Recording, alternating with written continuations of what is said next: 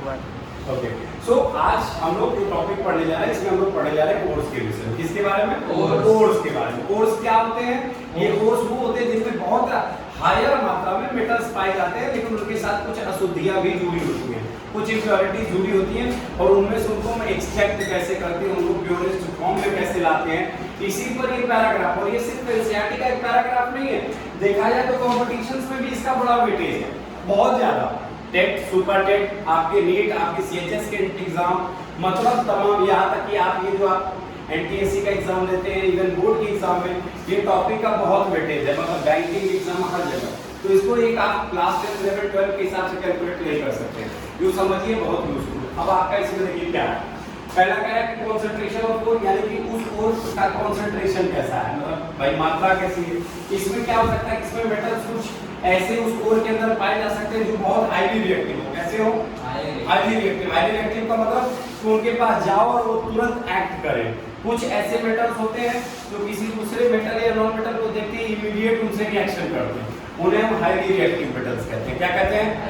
Highly reactive metals. Highly reactive metals are those metals which react with any non-metal very easily and vigorously, तुरंत। Clear रहेगा? Now this is metals of medium reactivity. Medium reactivity में जो होंगे ऐसे elements होंगे जो करते तो है लेकिन टाइम लेते हैं, मतलब एक स्पेसिफिक हीट चाहिए, बॉइलिंग पॉइंट चाहिए, कुछ भी एक टेम्परेचर चाहिए, वहां पर आकर के करेंगे। और फिर आ जाएंगे मेटल्स ऑफ लो रिएक्टिविटी, ऐसे मेटल्स। अब इन मेटल्स को हम कैसे रिफाइन करके उनके प्योरेस्ट फॉर्म में लाते हैं, ये टॉपिक है। जैसे कि अगर ए मेटल हाईली रिएक्टिव है तो पहले उनका इलेक्ट्रोलाइसिस करेंगे मोल्टेन ओर का। मोल्टेन का मतलब पिघला हुआ, और का मतलब ओर, पिघले हुए ओर का हम इलेक्ट्रोलिसिस करेंगे। इलेक्ट्रोलिसिस का मतलब होता है कि इलेक्ट्रिसिटी के चार्ज के प्रेजेंट में उसको ब्रेक करेंगे, कुछ कैथोड में चला जाएगा, कुछ एनोड में चला जाएगा। आप समझ रहे हैं? इम्प्योरिटी जो हमें चाहिए वो एक रॉड पे आ जाएगी, और जो प्योरिटी चाहिए वो एक रॉड पे आकर के कलेक्ट हो जाएगी, और हम वहां से आसानी से निकाल लेंगे। ये इलेक्ट्रोलाइसिस वही प्रोसेस है जो क्लास 8 में इलेक्ट्रोप्लेटिंग, गैल्वेनाइजेशन और इलेक्ट्रोलाइसिस पढ़ा था, जिसमें हम लोगों ने देखा था कि एक बीकर है, उसमें एक लिक्विड डाला हुआ है, उसमें 2 रॉड्स लगे हुए हैं, बैटरी कनेक्टेड है, और आपने देखा था कि वहाँ पे कॉपर जाकर के एक रॉड पे जाकर के कनेक्ट होता है, इम्प्योरिटी सेटल डाउन हो गई। सेम वो चीज हो गया, इससे आपका प्योर मेटल निकल गया। इसमें लॉन्ग प्रोसेस नहीं था, क्यों? क्योंकि हाईली रिएक्टिव था, बहुत जल्दी हो गया। अब आ जाइए मीडियम रिएक्टिविटी में, इसमें 2 तरह के और हो सकते हैं, कार्बोनेट और सल्फाइड। कार्बोनेट का मतलब जैसे मान लो कैल्शियम कार्बोनेट, मानो मैं ये कहूँ कि ये कैल्शियम कार्बोनेट के रूप में है, कैल्शियम कार्बोनेट है ही उस रूप में है, तो सल्फाइड है। सल्फाइड जैसे मान लो कौन सा हम बोलेंगे, जैसे पोटेशियम सल्फाइड, कोई भी एक सल्फाइड हो गया। अब जिंक सल्फाइड और ये यहाँ पर आ गया, तो याद रखना आपको, जिस ओर्स में कार्बोनेट अटैच होंगे उनको हम लोग कैल्सिनेशन के प्रोसेस से रिफाइनिंग करेंगे, बाहर निकालेंगे। किस प्रोसेस से? कैल्सिनेशन। यानी कि हम ये कह सकते हैं कि calcination is the process of extraction of metals और ores with carbonate contents, right? याद रहेगा, जिनमें कार्बोनेट की प्रेजेंस होगी, ऐसे ओर्स की एक्सट्रैक्शन को हम लोग जिस प्रोसेस से करते हैं उसे कैल्सिनेशन कहते हैं। बच्चों बड़ा जबरदस्त क्वेश्चन है, अभी किसी बच्चे ने पूछा अभी आप में से कि सर हमको ऐसा क्वेश्चन बताइए जो एग्जाम में आए, तो कैल्सिनेशन रोस्टिंग मान के चलो आ रहा है, कैल्सिनेशन रोस्टिंग मान के चलो आ रहा है कल की एग्जाम में। नेक्स्ट अब आ जाओ सल्फाइड ओर में, तो सल्फाइड ओर में जो ओर्स में सल्फाइड कंटेंट होता है उनको जिस प्रोसेस से उनसे अलग किया जाता है, इस प्रोसेस को लोग क्या कहते हैं? रोस्टिंग। क्या कहते हैं? रोस्टिंग। या the process of extraction of ores from their sulfide contents is known as roasting. Calcination roasting हो गया। अब इन दोनों को कंबाइन कर लो, कैल्सिनेशन के बाद रोस्टिंग के बाद जो मेटल का ऑक्साइड है, सपोज मान लो कैल्शियम ऑक्साइड आया, क्या आया? Calcium oxide. तो अब इस कैल्शियम ऑक्साइड को हम लोग क्या करेंगे? रिडक्शन करेंगे। रिडक्शन करेंगे क्या होगा? इसका ऑक्सीजन क्या हो जाएगा? हट जाएगा। क्या हो जाएगा? हट जाएगा।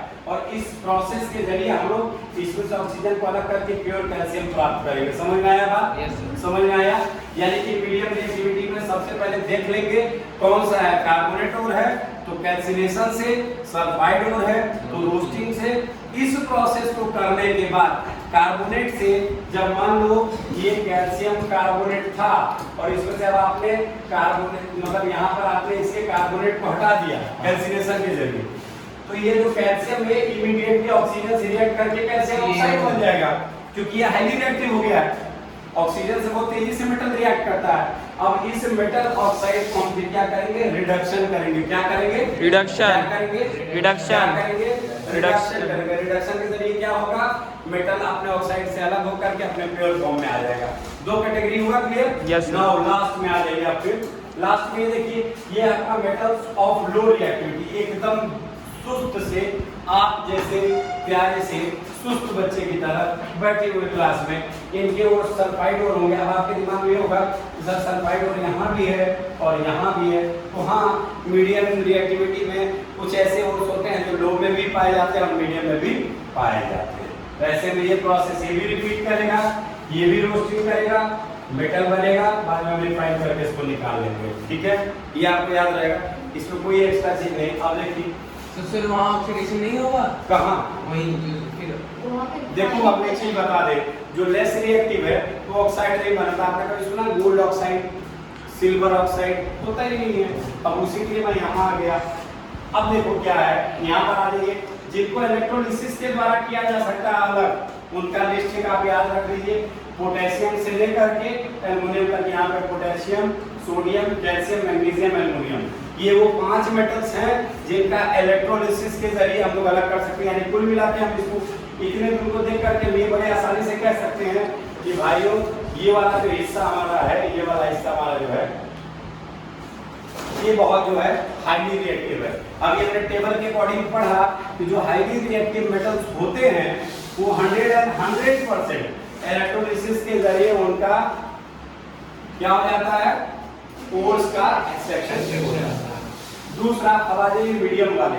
ये मीडियम में वो 4 हैं जो मैंने अभी आपको कैल्सिनेशन और रोस्टिंग में आपको एक चीज बताया कि कैल्सिनेशन करके कार्बोनेट ओर को अलग किया जाता है, रोस्टिंग करके सल्फाइड ओर को अलग किया जाता है। और जब अलग किया जाता है तो वो जो एलिमेंट है वो ऐसा हो जाएगा, कुछ वो तुरंत अपना ऑक्साइड बनाएगा।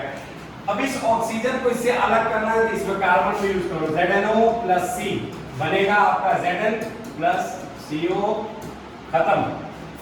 समझ गए? यानी कि किसी भी मेटल ऑक्साइड को रिड्यूस करना हो तो सबसे सरल तरीका है कार्बन को ऐड कर देंगे। क्या करेंगे? कार्बन को ऐड कर देंगे। और कार्बन ऑक्सीजन का धोखा है, ऑक्सीजन को अपनी ओर खींचेगा और मेटल को उसके प्योरेस्ट फॉर्म में ले जाकर के छोड़ देगा। अब आ जाइए, यहाँ पर ये आपका कौन सा हो गया, मीडियम रिएक्टिविटी। सबसे नीचे ना ये नेटिव स्टेट में है, बहुत बेकार स्टेट में, बहुत सुस्त स्टेट में। इसी कारण से ये दोनों को देखिए, ये दोनों अगर गलती से कभी अगर उस तरह के प्रोसेस में अगर चले जाते हैं, जैसे कहीं कहीं कुछ बच्चे कह सकते हैं कि सर मैंने देखा है कहीं कहीं AgNO3 देखा है, सिल्वर नाइट्रेट तो देखा होगा, ऑब्वियसली देखा होगा, AgSO4 हाँ देखा होगा। तो इस कंडीशन में अगर ये पाया जाता है कि इसको भी सेम उसी प्रोसेस के जरिए इसके ऑक्साइड से अलग करने के लिए कार्बन का इस्तेमाल करते हैं। अब आपका पहला प्रश्न यहाँ से ये उठता है, अब यहाँ पे आप आ जाएंगे तो यहाँ से आपको ये देखिए, ये समझ में आएगा आपको। ये एक्सट्रैक्शन आपने कर लिया, आपने पढ़ लिया। अब देखिए यहाँ पे कुछ लाइन से जिससे आपका क्वेश्चन बनता है, जैसे ध्यान दीजिएगा, gold, silver, platinum, copper are found in free state. क्यों? पहला question, why copper, gold, platinum, copper, silver are found in free state? Why? तो इसका जवाब आपका होगा because they are least reactive, because they are least reactive. लेकिन आपने एक चीज इसमें ये भी आपको ध्यान रखना है कि कॉपर और ये जो सिल्वर आप देख रहे हैं, कॉपर और सिल्वर जो होता है ये कंबाइंड स्टेट में पाया जाता है। कई बार आपने कॉपर ऑक्साइड देखा है ऐसे लिखा हुआ, कई बार आपने सिल्वर को आपने सल्फाइड के तौर पर देखा है, AgSO4 देखा है। तो इस तरह की स्थिति में भी ये पाया जाता है, इस तरह की स्थिति में भी ये पाया जाता है। तो ऐसी स्थिति में इसको इससे अलग करके इसका प्योर कॉपर और इसका प्योर सिल्वर निकालने के लिए जो प्रोसेस का इस्तेमाल होगा उसे हम कहते हैं एक्सट्रैक्शन ऑफ, क्या कहेंगे? क्लियर है? कॉन्सेप्ट में कोई दिक्कत? अगला लाइन देखिए क्या कहता है, copper and silver are also found in combined state, there sulphide and oxide.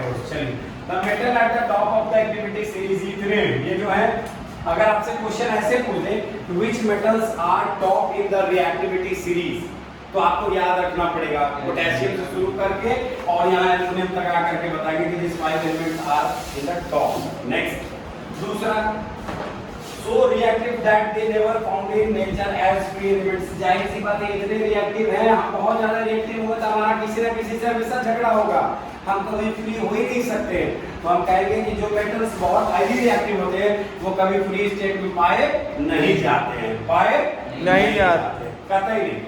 अब जो मेटल्स मिडिल में हैं, जो ये मेटल्स का नाम दिया वो मेटल मॉडरेटली रिएक्टिव है, तो ये फाउंड किए जाते हैं अर्थ में मेनली ऑक्साइड, सल्फाइड या कार्बोनेट के रूप में, यानी कि ऑक्साइड, सल्फाइड या कार्बोनेट, PbNO3 का होल्ड वाइज, PbNO3 का होल्ड वाइज नाइट्रेट के रूप में पाया जाता है।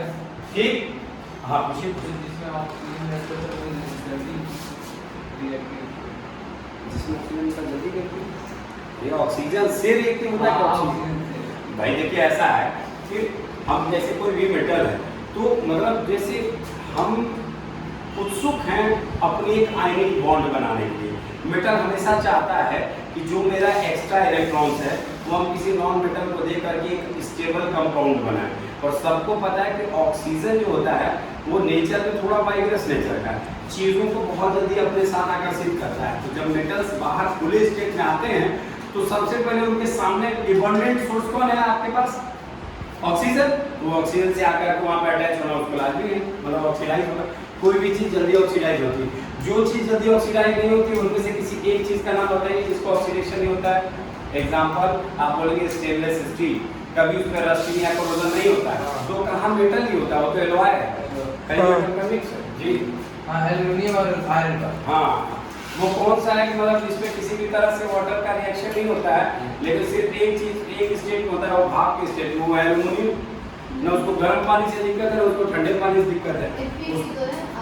हाँ आयरन भी वही है, भाप से उठने आयरन तो मान लीजिए ठीक है, आयरन जो है पानी में किसी भी रूप में हो ही जाता है। अब देखिए इस तरह के metals are oxide, this is because oxygen is reactive element and is very abundant on earth. मेरा आंसर आ गया कि ऑक्सीजन जो होता है बहुत रिएक्टिव है और एबंडेंट है हमारे अर्थ में। किस रूप में? एबंडेंट है, मतलब अच्छी खासी मात्रा में पाया जाता है, जिसकी वजह से कोई भी चीज बहुत जल्दी अपना ऑक्साइड बनाती है। Carbon dioxide, nitrogen dioxide, sulphur dioxide, hello dioxide, how dioxide, तमाम डाइऑक्साइड में ऑक्साइड तुरंत घुसा हुआ रहता है कि आप हम तुमको पकड़ लेते हैं। सो इस रिएक्टिविटी के बेसिस पे हम लोग तीन चीजें कर सकते हैं, कुछ मेटल्स की लो रिएक्टिविटी, किसी की मीडियम और किसी की हाई, और अलग अलग टेक्निक्स के जरिए लो, हाई और मीडियम रिएक्टिव एलिमेंट्स को अलग किया जाता है, और वही हम लोग इस चैप्टर का मूल विषय है। देखिए अब आगे बढ़िए, ये हो गया आपका। अब यहाँ पर यहाँ तक आपको कोई दिक्कत नहीं है ना? अब देखिए एक एक करके देखिए। अब सीधे आ जाइए, extracting metals low in the activity series, मतलब ऐसे मेटल्स को जो नीचे एकदम है, सबसे नीचे हैं, मतलब अब metals low in the activity series are very unreactive. जाहिर सी बात है गुड लोग तो देखो एकदम नीचे पड़े हुए हैं, तो जाहिर सी बात है कोई चीज रिएक्ट करते करते करते करते, मान लो आपके घर में चोर घुसा है, 12 ठो कमरा, सबसे अंदर के कमरे में ढेर सारा खजाना है और पीछे के जो 11 कमरे उसमें ढेर सारे सिपाही है, तो जिंदा बचेगा तब तो 12वां कमरा में आएगा। तो कोई चीज रिएक्ट करते करते ऊपर से इतना नीचे आएगी तब जाकर सिल्वर और गोल्ड को ऑक्सीडाइज करेगी, तो वहां तक पहुंचती नहीं है, ये अनरिएक्टिव है। तो why metals low in the activity series are unreactive? तो क्या बोलेंगे आप? Because they are native in nature. अभी आपने क्या पढ़ा? They are native in nature. यहाँ ये इस टेबल को ध्यान से देखिए, नेटिव स्टेट में पाए जाते हैं, इस वजह से वो रिएक्टिव नहीं होते। नेटिव स्टेट में पाए जाते हैं इसलिए वो क्या होते हैं? अनरिएक्टिव। क्या बोलोगे? बोलो सब लोग, अनरिएक्टिव। अनरिएक्टिव, कि जब वो नेटिव स्टेट में पाए जाएंगे तो वो अनरिएक्टिव रहेंगे। ठीक, तो अब इसके बाद दूसरी चीज, अब आ जाइए इधर। तो एक का पहला प्रश्न और दूसरा, the oxide of this metals can be reduced to metal by heating alone. अब आपसे पूछेगा एक प्रश्न कि आप बताओ वो कौन से ऐसे ओर्स हैं जिनको खाली गर्म करके प्योर फॉर्म में लाया जा सकता है? तो बोलेंगे सिंपल है, जो लीस्ट रिएक्टिव होगा उसको गर्मा के हम प्योर फॉर्म में लाएंगे। इसीलिए सुनार लोग सोने का सामान उठाते हैं, तुरंत उसको मस्त गरमाते हैं, आग में रखते हैं, तुरंत बता देते हैं कि इसमें इतना सोना और इतना मिक्सिंग है। सही कि गलत? आखिर आपको कैसे पता? 18 कैरेट, 20 कैरेट, 22 कैरेट, 24 कैरेट, तो जाहिर सी बात है बनाते वक्त आपको पता है कि इसमें इतना % गोल्ड है। हीट कर देंगे तो बाकी सारी चीज निकल जाएगी। क्योंकि एक साथ अगर हम 4 लोग समूह में हैं और हर आदमी का अलग अलग नेचर है, तो कोई पिज्जा देख के भाग जाएगा, कोई चिकन देख के भाग जाएगा, सबसे कोई प्योर- पेप्सी देख के भागेगा, कोनो कहेगा कि हमको पेट की बीमारी है, सबसे किसी चीज़ की। सबसे प्योर गोल्ड कितने कैरेट का होता है सर? सबसे प्योर गोल्ड कितने कैरेट का होता है? सबसे प्योर अभी तक इंडिया में तो माना जाता है 24 कैरेट है, लेकिन मुझे लगता है कि इससे भी ज़्यादा कैरेट्स है, मुझे लगता है, क्योंकि आई एम ऑन स्क्रीन, तो मैं इसमें बहुत ज़्यादा चर्चा नहीं करूँगा, लेकिन 24 कैरेट 99.9% प्योर होता है, ऐसा हमारी इंडियन गवर्नमेंट करती है, इसीलिए उसकी सिर्फ कॉइन्स मिलती है या बिस्किट्स मिलती है, कभी ज्वेलरी नहीं मिलती। हाँ क्यों नहीं सर, क्यों नहीं? इसलिए ज्वेलरी नहीं मिलती कि भाई वो इतना ज़्यादा मेलेबल है, डक्टाइल हो जाएगा, वो इतना ज़्यादा फ्रेजाइल हो जाएगा कि आप उसका कोई चीज़ बनाएंगे तो बहुत कमज़ोर होगा, उसमें मजबूती लाने के लिए उसमें थोड़ा बहुत तांबा पीतल मिक्स करोगे तो थोड़ा मजबूत हो, तो जितना परसेंट तांबा पीतल उसमें मिक्स किए उतनी उसकी कैरेट कम हो गई, समझ गए? जैसे 25% सोना उसमें से खत्म कर दो, 75% सोना रहने दो, तो 18 कैरेट है, 18 कैरेट है। इंडिया में अभी सबसे ज़्यादा स्टैंडर्ड सोना वही माना जाता है, गाँव से लेकर के तमाम जगहों में सबसे ज़्यादा बिकने वाला सोना 18 कैरेट है। अब सबके पास 22 कैरेट नहीं रहता, और सबसे ज़्यादा इंडिया में बिकने वाला है वो जिसमें सोना पॉलिश मारा रहता है, वो लोहा रहता है अंदर। साथियों में इतना बड़ा बड़ा लोग पहन के चल जाते हैं, कंफ्यूज करते हैं सब कुछ चोरों को, चोर बंदूक। अच्छा सही में सोने का पानी होता है? सोने का पानी होता है? सोने का पानी नहीं होता है, सोने की पॉलिश होती है। गांव के लोग कुछ बोल देंगे, उसको एक नया भाषा मिल जाता है, सोने का पानी। इसे लग रहा है कि मतलब उस नदी में फूल बैठते थे। कर तो हैं इसको,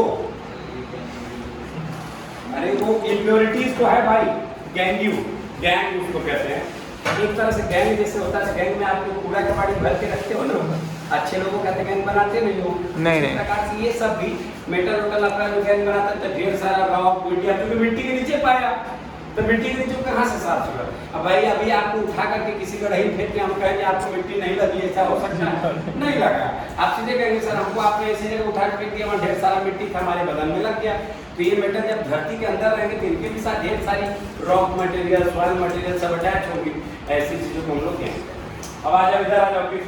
तो अब क्या होगा? अब जैसे याद देखो, फॉर एग्जाम्पल सिनेमर, ये फॉर्मूला याद रखेंगे आप, सिनेमर HgS, मर्क्यूरिक सल्फाइड, वहाँ देखो क्या लिखा होगा सिनेमर, ये वाला लाइन एकदम है, हाईलाइट करो, रट के रखो, याद करके रखना, कभी कभी पूछ देता है व्हाट इज सिनेमर।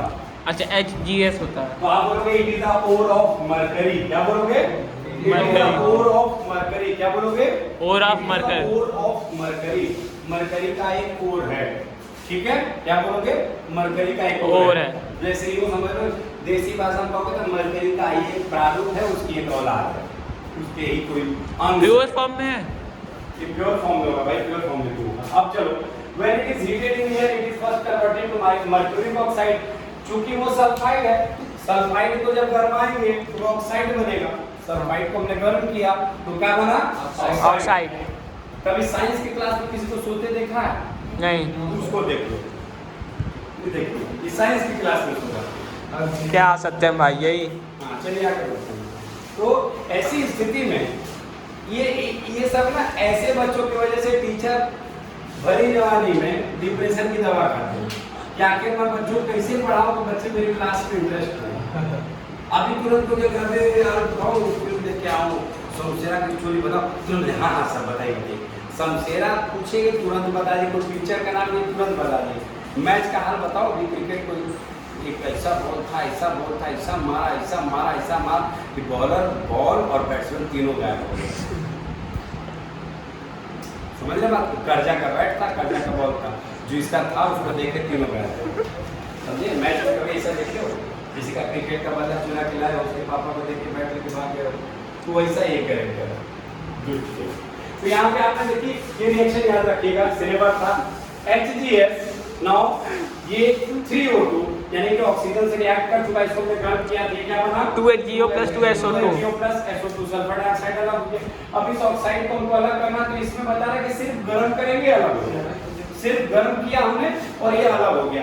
तो आप पहली जवाब ये देंगे, शिवानी का ध्यान सुनेंगे, ध्यान सुनेंगे आप इस बात को कि जब कोई मेटल लो रिएक्टिव होता है, मतलब लेस रिएक्टिव होता है, तो जब अपने किसी भी मतलब कंबाइंड स्टेट में पाया जाता है तो उसको फ्री स्टेट में या प्योर फॉर्म में लाने के लिए सिर्फ गरमाना ही काफी। याद रहेगा? याद रहेगा? कि सर जो लीस्ट रिएक्टिव एलिमेंट होगा पहले तो जल्दी कंबाइंड स्टेट में पाया नहीं जाएगा, कोई उसका दोस्त बनेगा नहीं। और गलती से इस चित्थर के का जो दोस्त बनेगा जो दो चार पटाखा मारो वैसे ही भाग जाएंगे सब। कमजोर का दोस्त कमजोर होगा, उसको मारेगा तो खुद कहेगा नहीं अंकल गलत आपको इन्फॉर्मेशन दे दी है। हम उसके घर खानदान को नहीं जानते, वो तो फिर भी बहुत दूर की चीज है। समझ रहे हैं बात को? इसका मतलब समझ रही हैं?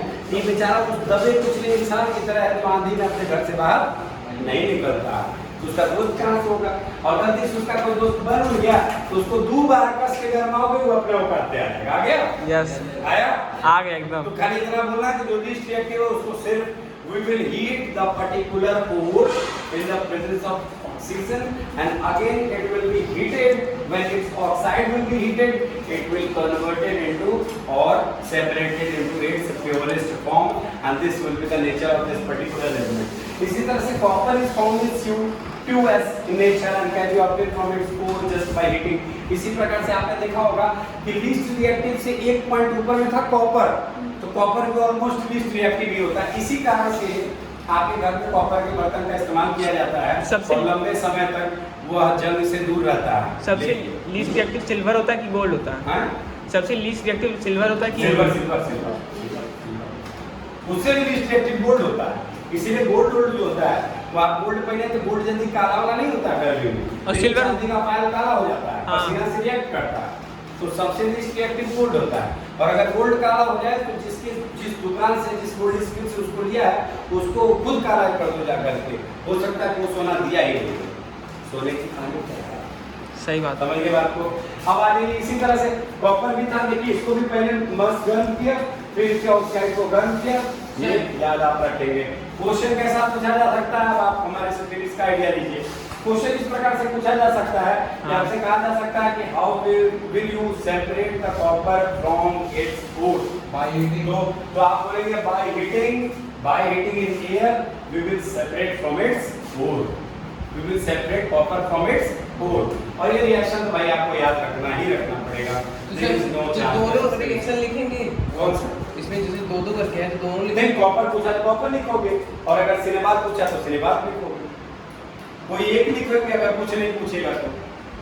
मतलब कहने का मतलब इसका ये है कि लीस्ट रिएक्टिव है, कंबाइंड स्टेट में पाए गए तो इनको गर्म करके इनको प्योर फॉर्म में लाया जा सकता है, बस इसके अलावा कोई वैसा नहीं। जैसे सिनेमा में दो लिखा है, जैसे पहला है दूसरा, तो दोनों ये ये हाँ कहाँ ये HGS है, ये सिनेमा है, ये तो HGO है, मर्क्यूरिक ऑक्साइड है। आंख से देखोगे तो है नहीं, ये तो उसी समय खत्म हो गया जब यहाँ पे गर्म हुआ, तो गर्म होते ये बन गया ऑक्साइड। मैंने बोला ना कि सल्फाइड को ऑक्साइड में कन्वर्ट करना हो तो गर्म करो, आपने गर्म किया तो सल्फाइड क्या बनेगा? ऑक्साइड। अगर ऑक्साइड जिद्दी है तो कार्बन से अटैच करके उसको भगा दो, और अगर लीस्ट रिएक्टिव है खाली गर्म कर दो, वैसे ही भाग जाएगा। यही पूरे चैप्टर की होल एंड सोल स्टोरी है बच्चों। उम्मीद करते हैं आपको ये वीडियो पसंद भी आएगा, और इस तरह के प्रश्न के लिए आप लोग एक सेशन रखिए जिसमें आप पूरे बोर्ड के प्रीवियस 10 ईयर्स के लिए 1 बाय 1 आप क्वेश्चन लेकर के आइए और सबके क्वेश्चन को सॉल्व करेंगे।